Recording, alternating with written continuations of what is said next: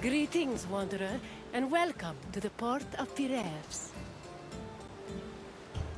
Piraeus is one of the busiest, most important ports in the Greek world. Money flows through here like a river that runs all the way to Athens. Acting as a port for Athens, Piraeus welcomed merchants, goods, and travelers from all over the world. It was a central part of Athens' economy, but it was also fortified enough to protect the city's considerable fleet. When you finish exploring the port, find me, and we will talk further. Piraeus, a peninsula southwest of Athens, became the city's main port after the politician Themistocles encouraged the development of its natural harbors. These developments led to the gradual abandonment of the older harbor of Phaleron. Piraeus's fortifications were further developed by Cimon and Pericles, along with the long walls which ensured goods could still be moved during sieges.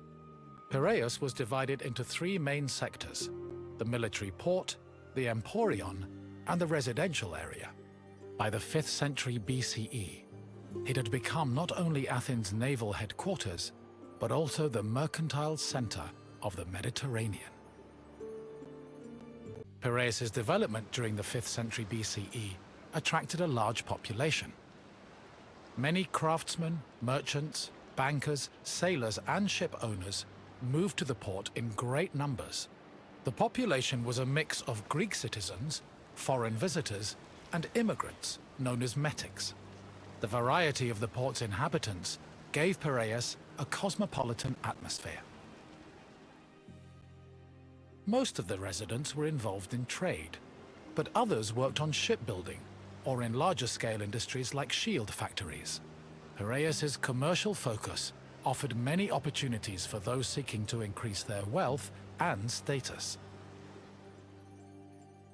One such rags-to-riches tale is that of Passion, a slave who eventually became a citizen and earned a fortune thanks to his bank and his shield factory.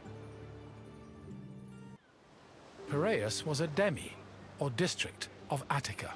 Because of its size, function, and varied population, it had a much more complicated administrative structure than other demes. Above all, Piraeus was closely monitored and controlled by the Athenian assembly due to its importance to the city. Within the port, there were two separate categories of trade: international trade, which took place in the Emporion, and retail trade, which was managed by Kapoloi in Piraeus's agora. The Emporion was a commercial port dedicated to trading goods from overseas. All international transactions were required to be made within its limits and needed to be exclusively wholesale. Elected magistrates managed all business and laws in the port. Meanwhile, port authorities known as epimeletes oversaw trade and took care of the regulation of prices. This was an especially crucial duty, as the amount of supplies and goods could fluctuate wildly based on factors like bad harvests or lost cargo. Common products sold in the Emporion included vegetables, fruits, fish, leather, timber, marble, metal, weapons, and ceramics. According to Hermippos, Athens was also wealthy enough to afford the finest goods from all over the world, including figs from Rhodes, almonds from Thassos, oil from Samos, and wine from Chios. Taxes were collected on all merchandise that came into the Emporion, which provided Athens with a major source of income. After arriving in the Emporion, merchants set up samples of their goods in a display area called the Deigma. This was where citizens and foreigners gathered to officially make their deals, and almost all merchandise that came into the Emporion was traded within the area. The Deigma was under constant supervision by magistrates, who negotiated price control with the importers. They would occasionally give special privileges to those who agreed to sell at lower prices. These privileges ranged from tax exemptions to specially reserved seating in the theatre. Piraeus was a deme, and as such was supervised by a magistrate called the demarchos. While most demarchoi were chosen locally within their deme, Piraeus was appointed directly by Athens, so the city could better monitor its commercial interests. In fact, matters regarding the Emporion, the military harbour, and the grain trade were regularly debated and decided by the Athenian assembly. Transactions within the Piraeus were supervised by metronomoi. These were magistrates responsible for keeping track of weights and measures. They made sure merchants' measurements were always accurate to prevent bad deals and scams. Even though Piraeus would eventually develop into a city in its own right, it always remained under the control of Athens. A commercial tax of 2%, or a pentecost, was placed on all cargo entering and leaving Piraeus. The tax was collected by a group of 5 people called pentekostologoi. According to Andocides, this position could be bought for the hefty sum of 30 talents, or 180,000 drachmae. However, most of these officials made a profit of up to 6 talents, making the job very lucrative.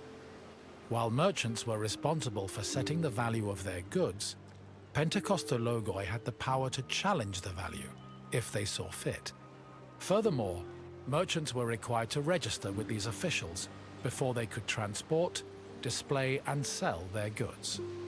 Overall, this system provided Piraeus, and by extension Athens, with a tremendous amount of money. The sale of grain was overseen by special magistrates called sitophilakes. Since some Greek cities had a grain deficiency and relied heavily on imports, these officials were extremely important. Their duties encompassed all aspects of grain commerce, including price control and profit margins, to ensure Athens remained well-fed. This is no surprise. Grain was so important to Athens that 2/3 of all stocks were required to be transported and sold at the city's agora by law. According to Demosthenes, the significance of the sitophilakes was such that if they failed in their duties, they faced the death penalty. The Emporion operated on a foundation of credit and loans. Overseas commerce was handled by 2 types of tradespeople. Emporoi transported cargo in borrowed ships, while naukleroi were ship owners who moved goods on their own vessels. Elsewhere in the Emporion were bankers and accountants who arranged loans and kept track of incoming and outgoing ships. Emporoi and naukleroi financed their maritime voyages with these loans, which often had a high interest rate due to the dangers of sea travel. Emporoi used the loans to pay for both the cargo and the right to a ship, while naukleroi only had to pay for their crew. Loans and interest were repaid upon a ship's return to port. However, in the event of a catastrophe such as a shipwreck, the merchant and ship owner were released from their obligations, and the losses were transferred to the lender. You've returned. I hope you enjoyed your stroll through the port. Piraeus was important to Athens' commercial interests, but it eventually came into its own as a vibrant and bustling port. If you have any questions, don't hesitate to ask.